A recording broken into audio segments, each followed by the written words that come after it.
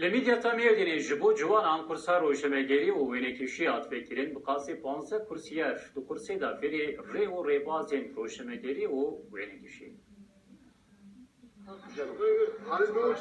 Li Midyada Mêrdînê kursên ji bo ciwanan dewam dikin. Li navçe herî dawî jî kursa rojnamegerî û wênekêşiyê hat vekirin. Kurs ji aliyê nûçegihanê TRT Kurdiyê Mehmet Xalis İş li navenda perwerdeya gel hat vekirin. طرف ناوندا پرورده گلفا جبونا خورد و جوانین مدیاده قرصا و نکشاندنه و روزنامه‌گری هدیه وگرن.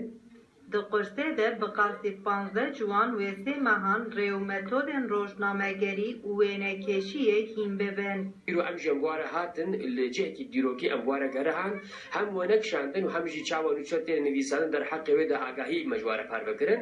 Kursiyer ji bilî perwerdeya teorîk li qadê jî perwerdeya pratik dibînin û bi makîneyên xwe wêneyan dikişînin nûçeyan amade dikin. دون ام جهات نوی دارین پیکنیک ام لیستن ما fotoğraf kişenden تجدو قرصا قیتون مال فکر ام ایرو هر هاتنا ویدلی ما پیکنیکش خورا ام ایلامیش بون ما خوارن خوار ما fotoğraf kişانش خورا. Kursiyer piştî kursê wê sertîfîkayê jî bistînin.